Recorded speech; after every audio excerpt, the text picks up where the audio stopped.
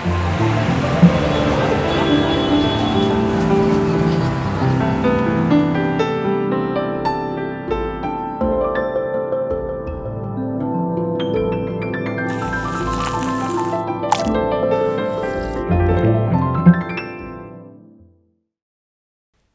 ձեզ, այսօր իմ տաղավար եմ հյուրընկալել նկարչուհի Լուսինե Խանդիլյանին։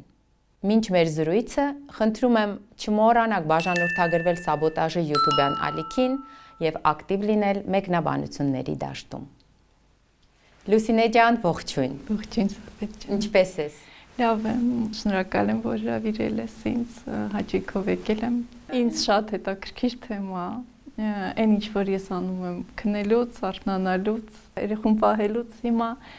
դրա համար հաճույքով այս թեման ինձ շատ հետաքրքիր է։ Ես էլ եմ շատ շնորհակալ։ Գիտես ինչ ջերմ եմ վերաբերվում քեզ եւ քո նկարչությանը, ինչքան եմ սիրում քո նկարչությունը, ինչքան օրգանիկ եւ ինչքան բնական են քո նկարազարդումները։ Գիտես ինչքան եմ սիրում քեզ հետ աշխատել եւ մեր հրատարակչությունը բազում գրքեր ունի քո նկարազարդումներով։ Այսօր մենք հաղորդման վերջում կներկայացնենք քո գրքերից մեկը, որ վերջերս միասին արել ենք եւ մեծ հաջողություն ունի։ Սկսենք մեր զրույցը եւ կարծում եմ շատ կարեւոր բաների մասին պիտի խոսենք։ Պետք է ասեմ, որ շատ սիրում եմ ձեր հրատարակչության հետ աշխատել, որտեվ ես շատ եմ սիրում փոխել իմ ոճը ու նոր փորձել, ակվարել, ջրաներկ կամ գուաշ կամ թվային։ Ես շնչվում եմ, որ այդ առաջի նկարը ցույց տալուց տենց էմոցիաները միանգամից զգում եմ այդ տաքությունը, որ գալիս է, ոնց որ ինձ ավելի ոգեշնչում է։ Իհարկե, էմոցիաները հատկապես դրական եւ հատկապես ստեղծագործ մարդու համար շատ կարեւոր են շարունակությունը ունենալու համար, հա, երբ որ սկիզբը սկսում ես ու ջերմ էմոցիաները արթնացնում, գիտեմ, որ ստեղծագործող մարդու համար շատ կարևոր են։ Լուսինե ջան, ուզում եմ մի փոքր խոսենք նկարազարդումների կարևորությունից։ Ես գիտեմ, որ դու նկարում ես ոչ միայն մանկական նկարներ, չգիտեմ արդյոք մեծահասակների գրքեր նկարազարդել ես կամ ոչ, մենք աշխատել ենք միայն մանկական գրքերի շուրջ եւ քանի որ հաղորդումը եւս մանկական գրքերի շուրջ է, մանկական գրքի կարեւորության երեխայի կյանքում, արի զրուցենք հենց մանկական գրքերի նկարազարդումներից։ Ինչ ես կարծում, եթե նկարազարդումը չլինի, արդյոք երեխային չենք կարող բերել դեպի գիրքը, դեպի պատմությունը, դեպի տեքստը։ Կարևոր են արդյոք կամ պարտադիր են արդյոք նկարազարդումները։ Ինձ թվում է շատ կարևոր են, նաև իմ պրակտիկայից ես ունեմ 4 երեխա ու ես տեսել եմ իրենց վերաբերմունքը գրքի նկարազարդումների ելնելով ես ինքս շատ լավ հիշում եմ իմ մանկությունը հենց նկարազարդումների հետ կապված։ Կարող էի ժամերով նստեի ու նայի ամեն մի մանրուք, որոնք հետևի պլանում, ամենավերջի պլանում, որոնք ինչքանով են իրար հետ վերջի էջի նկարը ավելի ոնց որ համապատասխանում սկզբի, ոնց որ շատ ուշադիր էի նայում, շատ ուշադիր, միջև վերջի տենց ոնց որ ամեն մի անկյունը պետքա տեսնեի նկարի ու դրա համար հիմա որ նկարազարդում եմ իմ համար կարևորում եմ, որ ամեն մի մանրուկը կարևոր լինի, որ շատը պոզիտիվ լինի։ Ուզում եմ, որ իմ նման մտածում եմ, որ երեխեքը տենց ոնց է ես երեխա ու իմ համար այդ կարևոր էր։ Ես կարայի պարկեի ու քնելուց երկար մտածեի, թե ոնց էր այդ, ոնց որ մտնեի այդ միջավայրի մեջ։ Լինում էր չի կարդում այդ էջը նկարն էի ուսումնասիրում, որ ինքս մտածեի ոնց է լինում։ Բայց օրինակ հիմա որ մեծ եմ, ընդհակառակը ինձ հետաքրքիր է կարդամ, ոչ թե այդ նկարազարդումը նայեմ, ոնց որ հիմա պատկերացնեմ։ Նկարազարդել ես սկսել եմ երևի 12 տարի առաջ, երբ որ իմ երրորդ երեխային ունեցա։ Դրանից առաջ ես նկարում էի ոչ թե մանկական գրքեր։ Հաստորեն ունես գրքեր, որոնք մեծահասակների համար են եւ հասակների համար են։ Հիմա էլ եմ շարունակում։ Սիրում եմ մանկականություն այդ գրքերում, թե երբ որ մեծերի համար նկարազարդում էիր, շատ տիպիկ էր ավելի մեծերի գրականության, կարողանում էիր ուրեմն տարանջատել։ Եւ ոնց տեղափոխվեցիր հետո մանկական գրքերի դաշտ։ Ես նկարչության մեջ էի, երբ որ երրորդ աղջիկս ծնվեց, ու ուզում էի մնայի նկարչությունը չթողնեի երեխա պահելու հետ, ու մտածեցի, որ եթե նկարազարդեմ, երեխայի հետ օրինակ այդ հեքիաթների աշխարհում կմնամ։ Ու տենց ոնց էր ստացվեց, սկսեց աճել այդ մասը, ու իմ համար հիմա ես կարամ ինձ դրսևորեմ, հիմնականում ես մանկական հիմա իլյուստրատոր եմ։ Ու հետո այդ արձագանք աղջկաս ինձ շատ հետաքրքիր էր, ոնց էր ինքը արձագանքում, լինում էր փորձեր էի անում, որ հեքիաթ էի պատմում, մի բան նկարում էինք հեքիաթի շուրջ։ Նաև ես պարապում եմ, անդադ խմբակ ունեմ կամ չունեմ, ու այդ խմբակում էլ որ նկարում եմ, ինձ շատ հետաքրքիր է երեխաների աշխարհայացքը, հեքիաթի մասին, կյանքի մասին, բնության մասին, ամեն ինչի մասին, ու ես ոնց որ մտել եմ այդ այսինքն աղջիկդ դեռ մի բան էլ քեզ օգնում էր, ինքը ինձ սովորեցնում էր յուրովի, կարող ենք ասել, սովորեցնում էր քեզ ինչ որ բաներ, որոնք դու չունեիր այդ փորձը, եւ երեխան իր աչքերով, իր տեսլականով կարող էր քեզ նույնիսկ հուշել, որտեղ ինչ։ Ես այստեղ մի հարց եմ ուզում տալ, որ միշտ նկարազարդողների հետ խոսում ենք, հետաքրքիր է նկարազարդողը պատմության որ մասերում է շեշտադրումը դնում, այսինքն այն մասերում, որտեղ տեքստում պատմվում է եւ օրինակ պատմության պիկն է, թե նկարազարդում ենք այն մասերը, որտեղ առանձնահատուկ շեշտադրում դրված չի եւ նկարազարդումով ենք ուզում լրացնել։ Ստացվում անենց, որ ես այդ շեշտադրված տեղերն եմ նկարազարդում։ Մտածել էիր դրա շուրջ, թե հենց նոր մտածեցի։ Նոր մտածեցի ու շատ հետաքրքրեց ինձ ինքս, ես հիմա սկսում եմ չեմ մտածել, հիմա եմ սկսում մտածել, ինձ շատ հետաքրքիր է այս հարցը, երևի կգնամ մտածելով, երևի դրա համար է, որ ես միշտ մի հատ էլ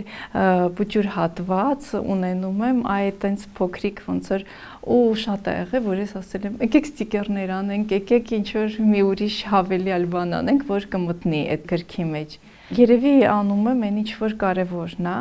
բայց լինում է, որ ավելի շատ նկարներ եմ պատկերացնում հեքիաթի մեջ կամ գրքի մեջ, պատմվածքի մեջ, բայց գիտեմ, որ սահմանափակված եմ։ Ինձ համար այդ հետաքրքիր է, որ ես ինքս էջադրում անեմ, որ ես ինքս դիզայնը ոնց որ գրքի անեմ, ստացվում անենց, որ ես նկարազարդումն եմ մենակ անում, բայց հիմա ինձ այդ մասն է սկսել հետաքրքրել ու ես ուզում եմ այդել ոնց որ։ Կարծես մեր վերջին գիրքը, որ արեցինք Հայաստանը ափի մեջ, հենց այդպես էլ ստացվեց եւ դու էջադրողի հետ գրեթե ամբողջ աշխատանքները մասնակցում էիր եւ պիտի ես էլ որպես հրատարակիչ նշեմ, որ այն գրքերը, որտեղ նկարազարդողը ինքը էջադրմանը մասնակցում է, շատ տարբերվում են մյուս գրքերից, որոնք դասական էջադրողն է էջադրում, որովհետեւ նկարիչները միշտ իրենց պատկերացումը ունեն վերջնական տեսքի գրքի։ Միշտ ես նկատել եմ, որ նկարիչները, ովքեր պատրաստի գիրքը բերել են, ասել են, որ այսպիսի մի պատմության վրա նկարազարդումներ եմ արել եւ ինքս էլ էջադրել եմ, իրենց պատկերացմամբ ստեղծված գիրքը շատ ավելի գրավիչ է ստացվում երեխայի համար։ Լուսինե, կարծում ես հոգեբանի մասնակցությունը նկարազարդման գործընթացում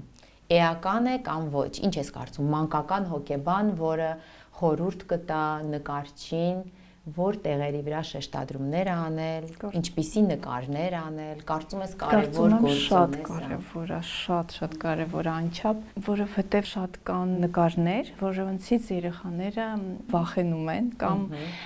տենց չեն իրանց չի գրավում տենց այդ նկարը կամ էջը կամ իրանց մոտեցումը։ Դե ես հոգեբան չեմ, բայց ունեմ փորձ երեխաների հետ շփվելու մեջ ու ես անպայման ամեն ինչ նկատի եմ ունենում, որ երեխային հասանելի լինի։ Ինչե որ եթե իրանք ինչ-որ հարց են տալիս մեծին, մենք աշխատում ենք իրականությունը ասել։ Ես աշխատում եմ իրականությունը, ճշմարտությունը ասեմ, բայց իր լեզվով։ Հասանելի լեզվով։ Ու նույնն էլ փորձում եմ նկարների մեջ, օրինակ, ու եթե հոգեբան ավելի վերլուծե կամ միջամտել ինձ օրինակ չէր խանգարի, ես շատ կուզեի, որ հոգեբանն էլ ասեր, որտեղ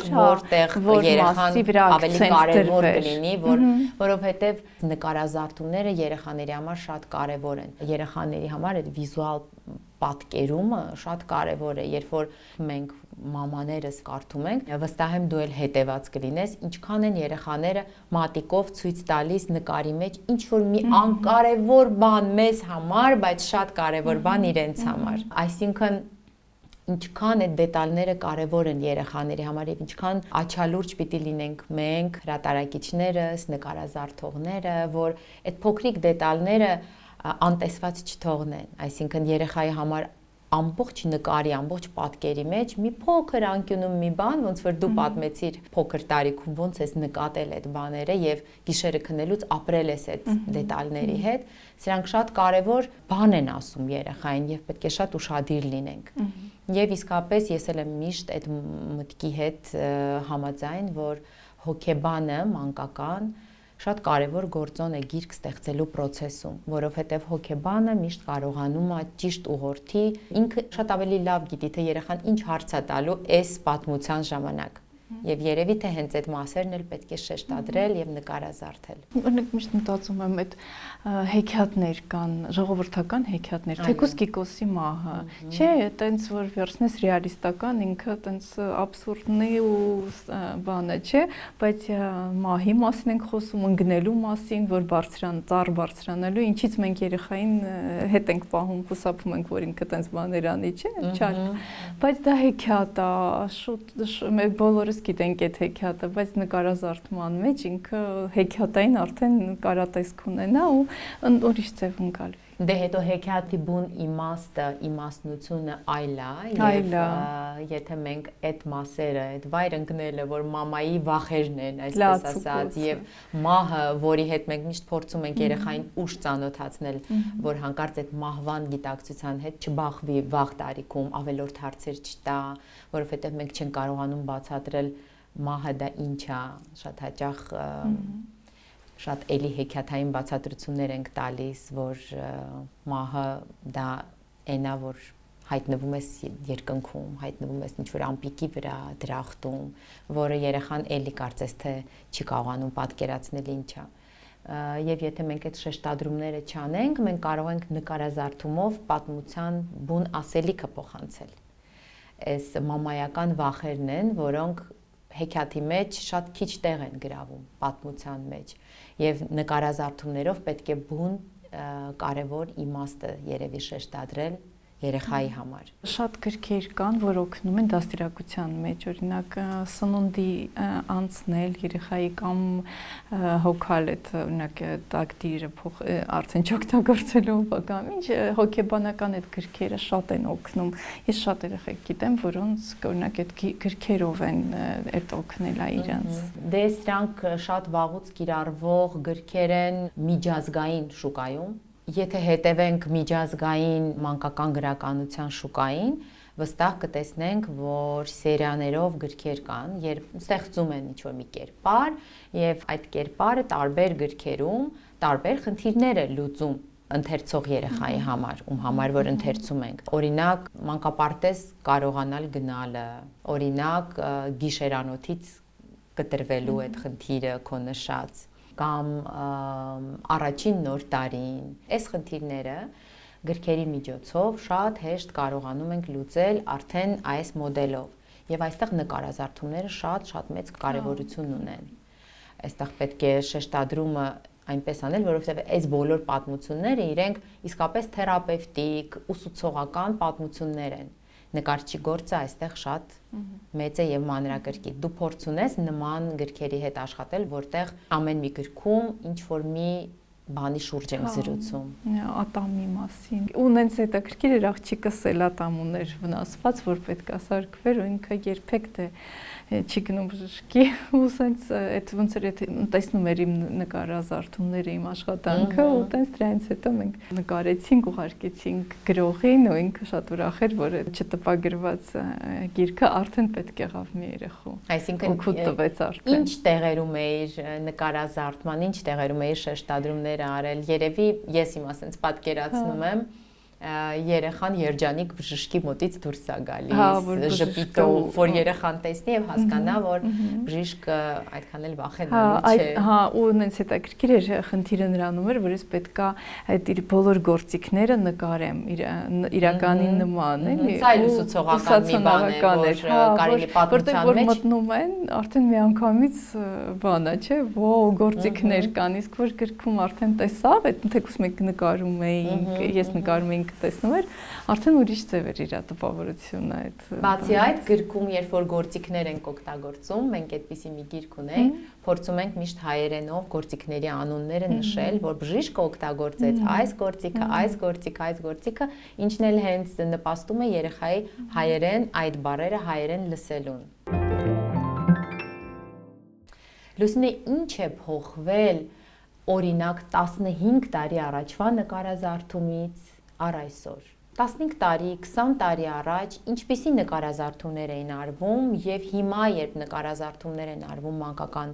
գրքերում, ինչ եք հաշվի առնում։ Եթե տեխնիկապես վերցնեմ, ես տեսնում եմ, որ ավելի մինիմալիստական է դառնում նկարը,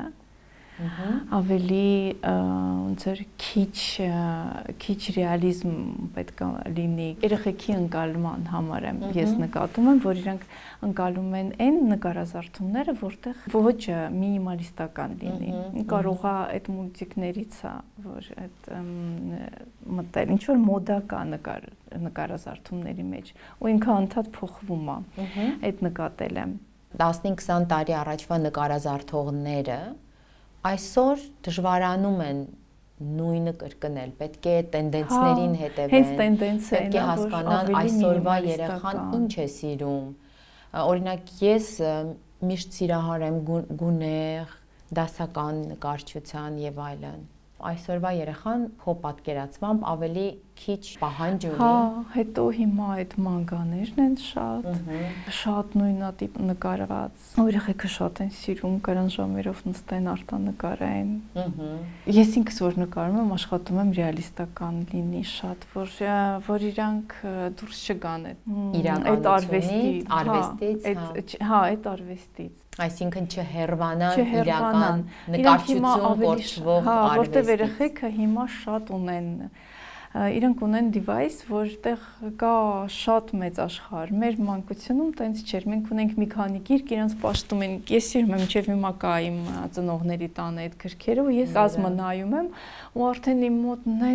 նենց տպավորություններ են։ Ես հիշում եմ մեր սենյակի հոտը, ես հիշում եմ ձայնը, տատիկիս, մամայիս, ոնց ենք մենք քուրիկի հետ նստած արտանկարում, այդ ուղղակի գրքով ապրում։ Իսկ հիմա շատ են հնարավորությունները տեսնելու, մի հատ մատիկի հպումով իրանք նենց մի հատ աշխարհ են գնում, որտեղ շատ տարբեր են նկարազարդումները, տարբեր են վառ գույներ են շատ, ու շատ գրավիչ են։ Ու կարամ ասեմ հիմա երեխային գրքին մոտեցնելը շատ դժվար է։ Միակ ձևը ցույց տալ է հպումը մի մատի, հա, ուրիշ ձև չեմ պատկերացնում։ Մինչև որ տարիք կարող ենք ցույց տալ։ 10 գոնե։ 10 տարեկան։ Դու 4 երեխայի մայր ես։ Հա, դե այն ժամանակ չկար, իսկ վերջին բալիկների հետ 11 տարեկան է, նոր ենք առել իրան հեռախոս, 11 ապշելու բան ես։ Նորա ինքը վերցնում հեռախոս։ Մինչև այդ հազվադեպ իմ հեռախոսով, եթե ինչ-որ ուսուցանողական բան կար, ցույց էի տալիս։ Ոնց ես կարողացել պայքարել, բայց ինքը կարդում է։ Ու ես իրան նայում եմ, ինձանից շատ։ Ու ես իրան նայում եմ, ասում եմ, ինքը ինձ ասում է, որ գիրքը ավարտվել է ու կա ուրիշ հատոր ու ուզում է նոր էլի գիրք։ Հազվագյուտ բան ես պատմում։ Ու ես իրան սկսել եմ կլասիկայից։ Ու ես ասում եմ, իսկ սա, ու ինքը մեկնաբանում է, ասում է, ինչ հավանեց, ինչ չհավանեց։ Այսինքն ես տեսնում եմ, որ աղջիկը 10 տարեկան չտալը։ Հիմա ես ժամը 10-ին վերցնում եմ հեռախոսը իր մոտից։ 9-ին ինքը կարա պարկի ու գիրք կարդա։ Ուրիշ հնարավորություն չունի։ Իր ցանկությամբ առանց կամ քնի։ Շատ եմ տխրում, երբ որ տեսնում եմ, որ ինքը ուշաքն է, որտեվ գիրքը պետք է ավարտեր։ Լուսինե, հազվագյուտ դեպք ես պատմում եւ ես այդքան չեմ կարդացել ու չեմ կարդում։ Ապշում եմ ոնց ես կարողացել հասնել ապրես դու, որովհետեւ սա շատ քիչ մամաների է հաջողվում անել, որովհետեւ երեխաները ինչքան էլ տանը արգելում ենք, դպրոցից միշտ բերում են այդ ինֆորմացիան, այդ հեռախոսի կարիքը ասելով թե բաներ կան, որ ընկերներս դիտում են, տեսնում են, ես անմասն չմնամ այդ աշխարհից եւ մենք ստիպված հեռուստացույցով մենք նստում դիտում ենք, բայց որ հեռախոս ունենամ Viber ժամով, մի ժամ օրվա մեջ ինձ Google-ն էլ մենակ դպրոցում կարա օգտվի, երբ որ պետքա դպրոցի համար ինչ-որ նյութ վերցնի։ Հրաշք ես պատմում։ Հələ որ հնարավոր է, բայց դրա շնորհիվ է, որ ինքը կարդում է, ու ես ու ինքը մանավանդ որ ինքը պատմում է, ինչ նկարազարդումներ կան, ինչներ կարևոր, ես նենց եմ ուրախանում, ասում եմ, ինչ դա ամենակիչն է, որ նկարազարդումը նշում է, վայ, այս գրքի մեջ, այս նկարազարդումը ոնց է։ Իսկ կան մանկական գրքեր, որ առանց նկարազարդման են եւ միևնույնն է երեխաները սիրում են այդ գրքերը։ Իմ աղջիկը կարդում է։ Ինչն է այդտեղ պատմության գրավչությունն է, ինչն է, որ երեխային կարող է առանց նկարազարդման գիրքը գրավի։ Երեխաների մոտ շատ ուժեղ է երևակայությունը, շատ ուժեղ է։ Իրանք հաստատ երևակայում են։ Լինում է, չէ, որ մենք էլ կարդում ենք ու երևակայում ենք, բայց հետո տեսնում ենք նկարազարդումը ուրիշ գրքի մեջ, չէ, նոր ժամանակակից հրատարակած արդեն նկարազարդումով ու զարմանում ես, որ ես տենց այլ կերպ էի պատկերացնում։ Մանկության ժամանակ ամեն ինչ վառն է, գույները վառն է, իրանց մեջ մաքուր ամեն ինչ, իրանք կպատկերացնեն նոր բան ու շատ է լինում հիմա որ մեծացել է աղջիկս ես տալիս ինքն է կարդում ինձ օրինակ հեքիաթը այս վերջի երկու հեքիաթը տենց եղավ մենք խոսացինք մեկնաբանեցինք որն աստեղ կարևոր ինչ տեսք ունի բացի նրանից որ լսում է ինչ է ասում գրողը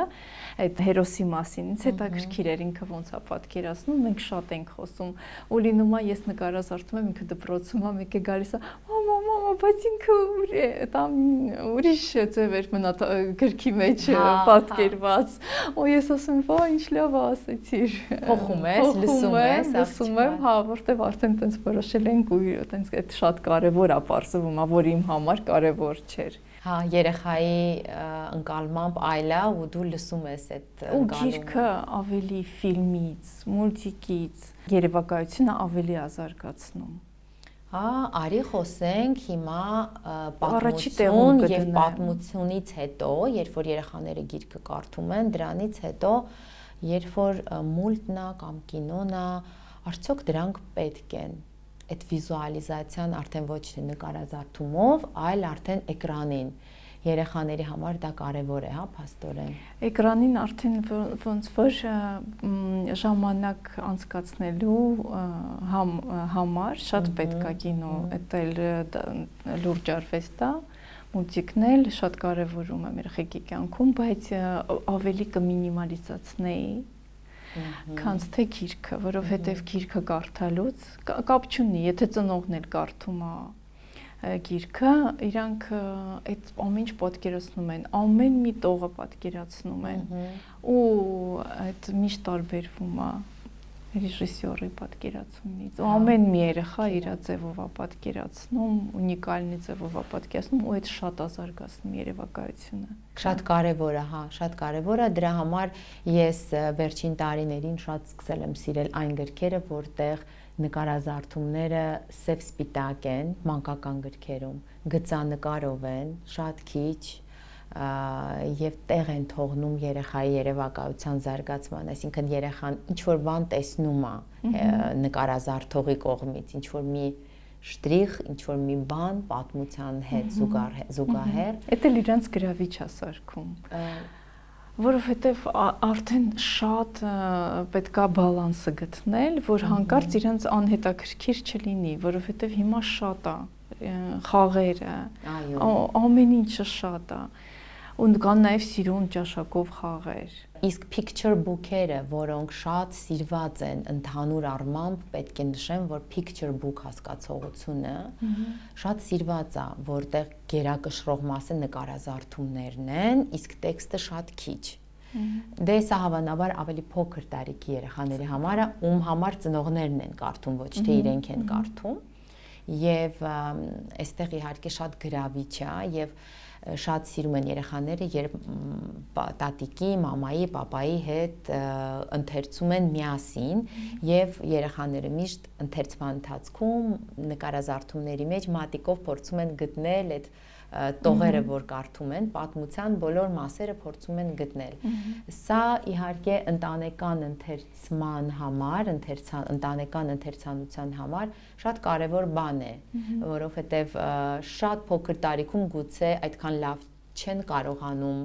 պատկերացնել եւ նկարը իրեն ուղղորդում է, հուշում է եւ գուցե հետո երբ որ ինքը պարկում է քնելու ինքնուրույն արդեն ինչ որ բաներ է երևակայում շատ տարբեր են եւ picture book-ը եւ այդ քո նշած քիչ նկարազարդումները շատ տարբեր են եւ պետք է հասկանալ որն է երեխայի համար ավելի կարեւոր իր երևակայությունը զարգացնելու համար հավանաբար քիչ նկարազարդումներով արդեն բայց նայած տարիքի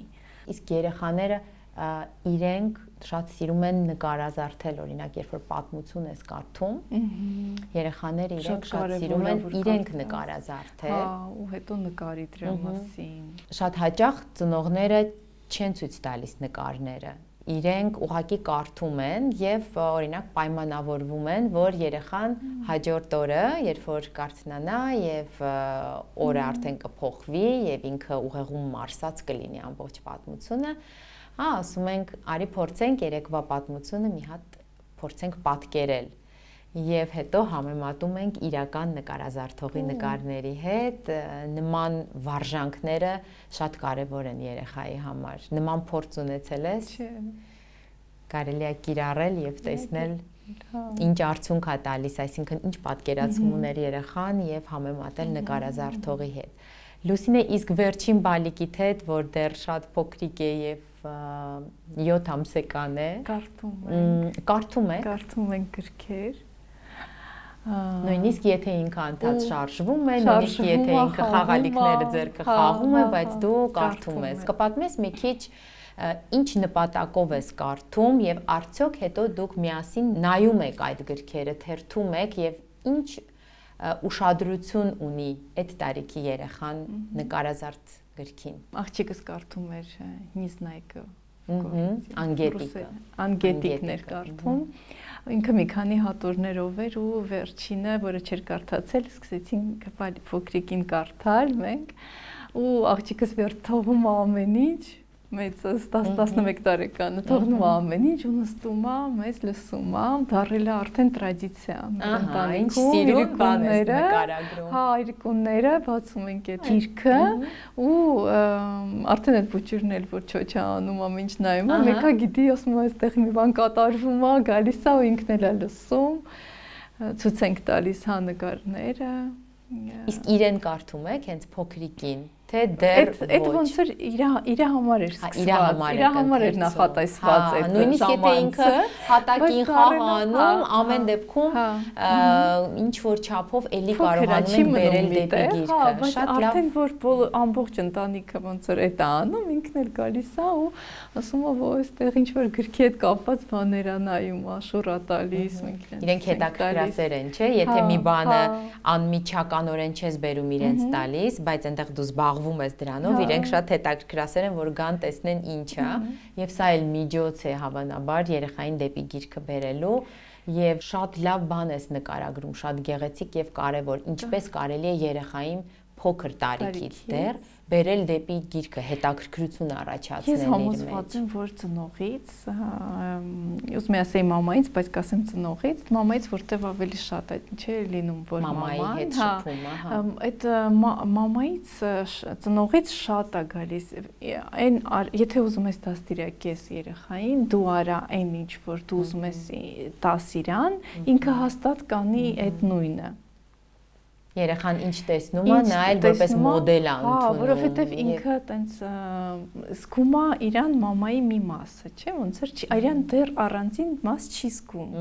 Ինքը ոնց որ դեռ չի անջատվել մամայի, չի ինքնուրույնացել եւ այդ բարակայում կրկնում է։ Ես գիրքը բացում եմ, կարդում եմ, բարձրացային ու ինքը այդ եթե այդ է, եթե անընդհատ ես միացնեմ հեռուստացույց, լուրեր նայեմ կամ ինչ, ինքը մտածի, որ սա է ուրեմն մոդելը եւ պետքա ես էլ նույնը կրկնեմ հետագայում։ Այդ աշխարհն է, աստվածներ են։ Ու եթե այդ աստվածածն եմ, այդ կլինի կարևոր։ Ամեն ինչ դրան տեղից է գալիս, փոքր ժամանակվանից։ Պոզիտիվ վերաբերմունքը, պոզիտիվ գրքերը, ինֆորմացիան, այդ ինչ ինֆորմացիա ես դու վերցնում, ինչն է քեզ կարևոր, ոնց ես զբոսնում, ոնց ես տանը հանգստանում, այդ էլ կվերցնի, լավ կլիներ, եթե տենց այդ ձևով գիրք սիրեին, ոչ թե ասեն կարդա անպայման, սա կարդա, ես կարդացել եմ անգույն ժամանակում, քեզ պետքա որ դուր գա։ Համբերություն է մի քիչ նաև պետք ծնողներին, որովհետև երբ որ մենք այդ պահին ասում ենք կարդա, ես կարդացել եմ ժամանակին, այ դուք չեք կարդում, քեզ թվում է, որ դու այդ պահին ինչ որ հաջողության կհասնես։ Իսկ ցույց տալը, այսինքն երբ որ դու ամեն օր ընթերցանության մեջ ես, գիրք ես վերցնում ձեռքդ կարդում ես, տպավորություն է, որ դրա արդյունավետությունը դեռ շատ հետո է լինելու։ Մենք անհամբեր ենք մեծերս, մենք ուզում ենք հենց այդ պահին արդյունքը տեսնել։ Ասեցինք երեխային, ուզում ենք երեխան վերցնի, սկսի կարդալ։ Օրինակ հեռախոսը ես չեմ կարող աղջկաս արգելեմ, բայց ես վերցնեմ ու նայեմ։ Շատ դժվար է։ Ես աշխատում եմ մինչև ինքը դպրոցում է, այդ ամեն ինչը նայեմ, կարդամ, պատասխանեմ, նայեմ, ուղղակի մի քիչ հանգստանամ։ Որտեվ հետո ինքը ասելու է, բայց հələ նայի, ու տենց ոնց որ եթե տրադիցիաներ չլինեն, ոչ մի բան չի հաջողվի։ Փաստորեն գալիս ենք այն եզրահանգման, որ շատ կարևոր է ծնողը ինքը իր վրա աշխատի առաջին հերթին, որովհետև ինքնացույց տվողը ինքը եթե իր վրա աշխատի, այն երեխան ինչ որ ուզում է ծնողը ստանա, ունենա, պետքա իրենից սկսի ուրեմն։ Ինձ բախտը հաջողվել, որ ես նկարազարդում եմ, ես գրքի մեջ եմ, ոնց որ արդեն այդ գիրքը կա, էլի անընդհատ։ Իսկ ինչ ես կարծում, եթե երեխան տեսնում է այդ տան մթնոլորտը, որտեղ ծնողներից որևէ մեկը նկարչության մեջ է, դա ուղիղ ազդում է նրա հետագա ընտրության վրա լինել եւս նկարիչ։ Ինչ ես կարծում, այն մարդիկ, ովքեր նկարիչներ են դառնում, գրքի նկարազարդողներ են դառնում, արդյոք տանը միշտ պարտադիր է դա տեսնել քո փորձից, քո ընտանիքում ինչպես է եղել եւ ոնց ես դու եկել նկարչությանը եւ հետո արդեն գրքի նկարազարդմանը։ Դրանից որ գրքերը լավն էին, որ ես ունեի, այսինքն հենց գիրքն ա եղել խթանիչը։ Մինչև հիմա ես հիշում եմ այդ գրքերը, որ ինձ ծնողներս ինձ առնում էին ու ես կարդում էի։ Մինչև հիմա հիշում եմ ինչ կարևոր էր այդ իմ կյանքում։ Դրա համար ես ինչքան էլ շատ եմ սիրում գեղարվեստը, բայց որ սկսում եմ նկարազարդել ու հիշում եմ ինչ կարևոր է երեխայի համար այդ նկարազարդումները ու գիրքը, ես ասում եմ լավ, ավելի լավ է ես աշխարհի ես էս անեմ, հետո ինձ համար, որովհետև ուղղակի գեղարվեստը ինձ համար շատ էգոիստական բան է։ Ես շատ եմ սիրում իմ համար, ես կարամ ժամերով ու ինձ պրոցեսն է հետաքրքրում, կարամ ավարտին արդեն այդ նկարը փչացնեմ կամ ներկեմ մի գույն, բայց այդ պրոցեսը, որ ես ոնց եմ վերլուծում գտնում այդ նկարում, շատ կարևոր է, բայց իմ համար եմ դա անում, հա։ Իսկ երբ որ ես նկարազարդում եմ, ոնց որ շատ դժվար է, ասենց մանավանդ մանկական գրքերը։ Ես մտածում եմ պատասխանատվությունը մեծ է, չէ՞։ Մեծ է։ Ոնց կընդունի մի երեխան, երկու երեխան, իսկ 10 երեխան, այս տարիքի, իսկ ավելի մեծ, ավելի փոքր, իսկ այն երեխան, որ ապրում է ինչ տեղում, շենքում, մեծ շենքում, սիրուն տանը, սովորական տանը, ու այդ սաղ մտածում եմ, ոնց կարգավորեմ, որ օրինակ չլինի քոնը քո համար, հա, այլ լինի որ իմանամ, որ երեխայի տվեցի երեխային պոզիտիվ, որ ոչ թե այս նկարի պատճառով ինքը կարող է մտածի, որ ինչ որ մի բան այս աշխարհում իրան չի ասել։ Հետաքրքիր բան ես ասում, ստացվում է նկարիչը իր հույզերը բավարարելու համար է նկարները անում, իսկ նկարազարդողը առավել եւս մանկական խոսքը տալու մասին է, ոչ թե վերցնելու։ Շատ կարևոր, նույնիսկ կարելի է ասել, ամոքիչ, ապաքինող process է մարդու համար։ Երբ որ դու վերցնում ես, միշտ սպառող ես։ Իսկ երբ որ տալիս ես, կարծես ինքդ էլ երջանկանաս, ինքդ էլ մաքրվես եւ մանկական գիրք նկարազարդելը հենց կարծես թե սենց մի process է։ Երբ որ դու երեխային ես տալիս, աշխարհին ես տալիս եւ ինքդ էլ մաքրվում ու բարիանում ես դրանով։ Այդպիսի զգացողություն կա։ Հա, ու ես դրա համար եկա մանկական գրքեր նկարազարդող, ոնց որ դրա համար եկա այս մասնագիտությանը, որտեվ ես զգում եմ, որ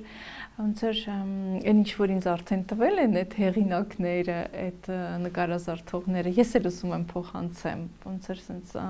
ամբողջ կյանք պահում եմ իմ մեջ ու շատ եմ կարևորում գիրքը մանկության մեջ ու կարևորում եմ նկարազարդումները շատ։ Ընթացք կար, որ ես չէի կարում զբաղվեի, որովհետև չեմ իմանում ինչ որ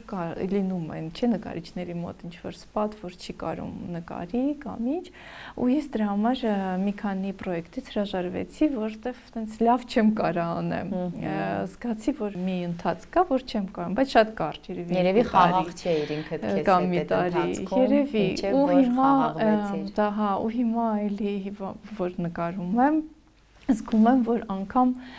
տենց ավելի մեծ թղթի վրա վերջի աշխատանքն է քչացել, հա, հիմա արդեն ավելի բան ասելու, ոչ թե փոքր, այլ ավելի մեծ թղթի վրա, ասենց լուրջ ամեն մի նկարին վերաբերվելով, ասենց նկարիչները կհասկանան թուղթը տախտակի վրա քաշելով, տենց նյութը ընտրելով, առաջի պլանի համար, երկրորդ պլանի համար։ Հաճույք է ստանում ուղղակի, պարզապես դրանից է որ հաճույք է ստանում, վայելում ես process-ը։ Բայց էլի տենց պարտավոր լինելով, որ պետքա ինքը լավ լինի երեխայի համար։ Թե չէ դեն կգցի ու չի վերադառնա, հաստատ։ Այո։ Շատ գրավիչ է հիմա ամեն ինչ։ Հեռուստացույցում, հեռախոսում, փոքրիկ հեռախոսում մի աշխարհ կա, որը մեր մանկությունում չկար, մենք փնտրում էինք մի հատ փոքրիկով ու մեր երևակայությունն էր մեր համար նկարում այդ ամեն ինչը, իսկ հիմա մի րոպեում կարաս այդ սաղ տեսնես, տանաս, շատ դժվար է գրքին վերադարձնել։ Հա, հիմա երեխային շատ դժվար է բերել դեպի գիրքը եւ մեր հաղորդման նպատակը հենց դա է, ինչպես ծնողներին խրախուսենք, ինչպես ծնողները կարողանան երեխաներին բերել դեպի գիրքը, ինչ խորհուրդներ են տալիս մանկական հոգեբանը, անիմատորը, նկարազարդողը, պատմություն գրողը, որովհետև սրանք շատ կարևոր մարդիկ են, որոնք մի մեծ փորձ ունեն այս ամեն ինչի վերաբերյալ եւ ծնողները սրա կարիքը շատ ունեն, որովհետեւ մենք հիմա խնդրի առաջ ենք կանգնած, ինչպես երեխային բերել դեպի գիրքը, սա մի լուրջ հարց է դարել եւ ծնողները չեն կողմնորոշվում։ Ինչ մեխանիզմներով, ինչ մեթոդներ կիրառեն, որ երեխային բերեն դեպի գիրքը։ Այ այսօրվա քո պատմությունը քո աղջկա հետ կապված, սա ուղղակի ինձ համար հազվագյուտ մի պատմություն էր, ինչպես ես կարողացել, որովհետև երեխաները այնպես են պահանջում այդ հեռախոսը գնելը, այդ հեռախոսը ունենալը տանը, որ ծնողները թույլ են գտնվում եւ հենց իրենք էլ բերում են երեխային այդ աշխարհ եւ հետո էլ բողոքում թե հա ես ինքս գիտեմ եթե նստեմ հեռախոսի մոտ ինչքան կարամ ժամանակ անցկացնեմ ու չնկատեմ էլ որ այդ ժամանակը անցել է մի քիչ կարդամ, մի քիչ նայեմ, մի քիչ տեսնեմ նոր ֆիլմա դուրս եկել, մի քիչ նոր, չգիտեմ, նոր նկարիչ գտնեմ, թեկուս, կարող է կարևոր է շատ նաև, հաստատ կարևոր է, բայց մեկը այդ շատ ինֆորմացիան մի անգամից շատ վատ է մարդուն, ուր մնաց երեխայի, մանավանդ երեխային։ Լուսնե ջան, կարևորը ազնիվ ես միշտ քո աշխատանքի նկատմամբ, հենց երբ պատմում էիր,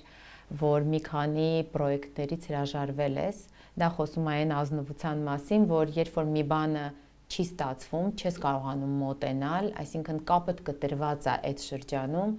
չես վերցրել որպես աշխատանք դա անես, չես արել, որովհետև երեխայի համար աշխատելը բացառիկ ազնվություն է պահանջում, այսինքն դու պիտի մաքսիմալ ազնիվ լինես քո նկարազարդումների մեջ եւ եթե դու չունես այդ կապը կտրված է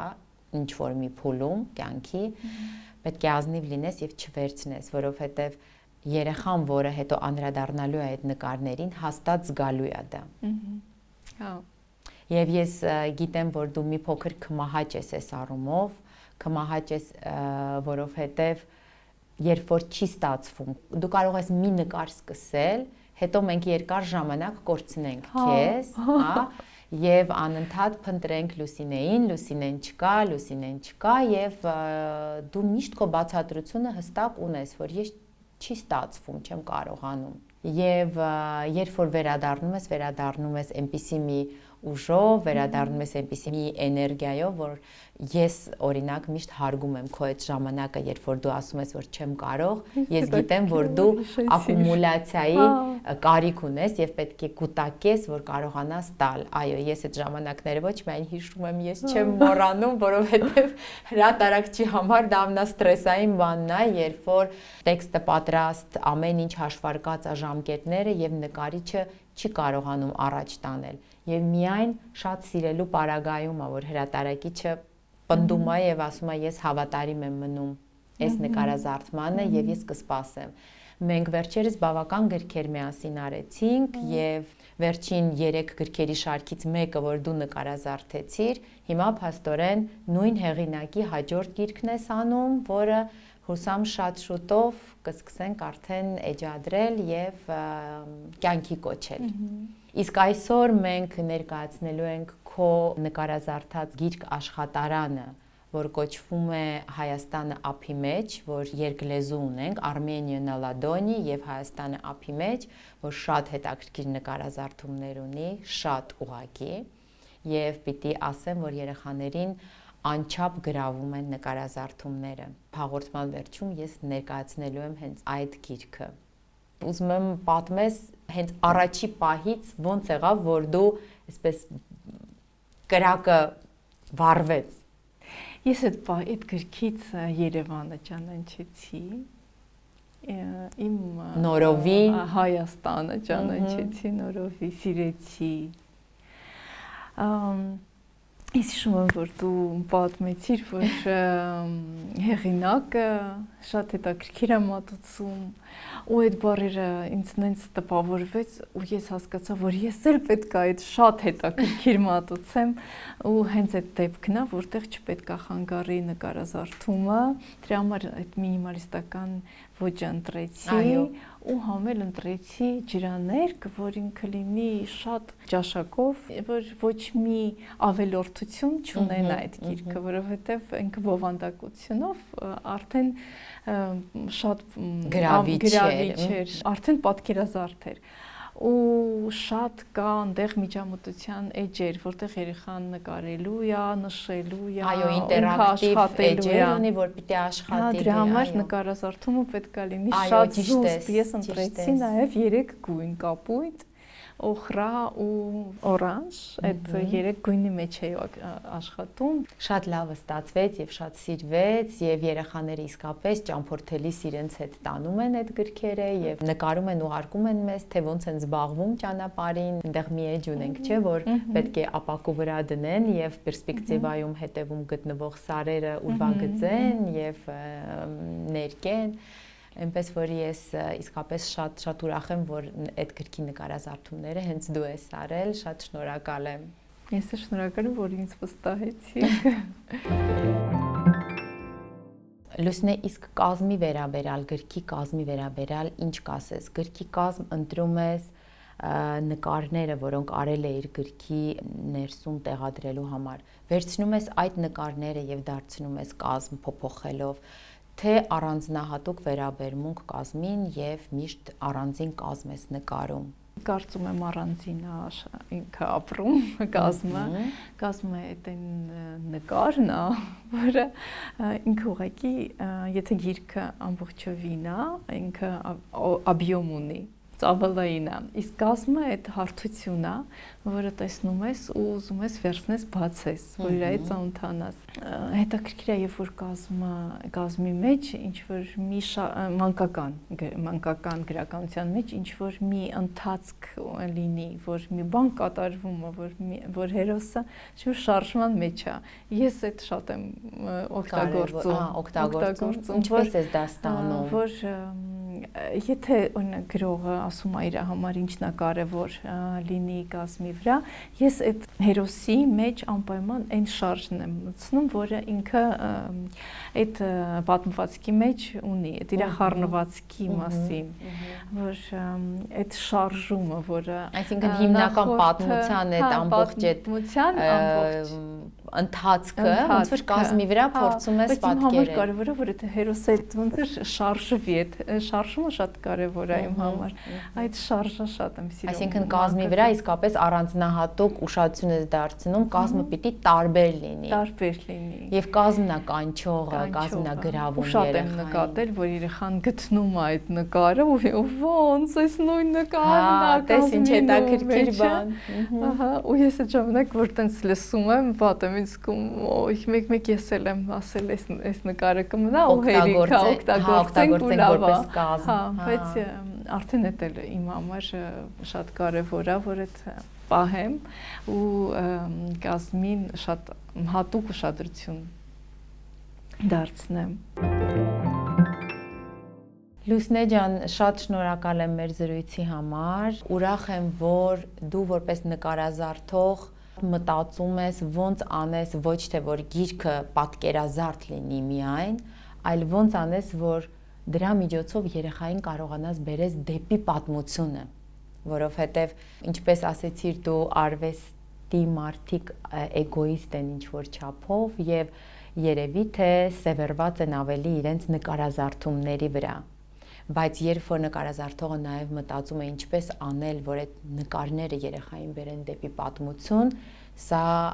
շատ կարևոր բանի մասին է խոսում։ Շնորհակալ եմ, որ այդպես ես մտածում, շնորհակալ եմ, որ երեխայի աչքերով ես նկարում, որ լսում ես երեխաներին եւ շնորհակալ եմ, որ այսօր իմ հյուրն էիր։ Ես եմ շատ շնորհակալ։ Այսօր սիրով ներկայացնում եմ Անաստասիա Իգնատուշենկոյի Հայաստանը ափի մեջ ճանաչողական ու ճամփորդական գիրքը։ Երեխաների հետ Հայաստանով ճամփորդելը ել ավելի հետաքրքիր ու բացահայտումներով լի կդառնա այս գրքույկով, որտեղ երեխաները կկարդան, թե ուր ճամփորդել Հայաստանում, կիմանան զարմանալի փաստեր ու պատմություններ Երևանի ու Հայաստանի մասին, կստեղծագործեն, կխաղան ու կունենան առաջադրանքներ գրեթե ամեն էջին։ Գիրքը առկա է հայերեն եւ ռուսերեն լեզուներով։ Ճամփորդելիս վերցրեք ձեզ հետ Հայաստանը ափի մեջ գիրք աշխատարանը։ Այն իսկապես շատ հետաքրքիր կդարձնի ձեր երեխայի ճամփորդությունը։ Նկարազարդումները Լուսինե Խանդիլյանինն են։ Սուսլուս, Միշեղի Ты прекрасна. Ոչ, ինքը չի կարա դուրս գա, ինքը պետքա միշտ իմ կադրում լինի։ Այսինքն մեջքիս կանգնած։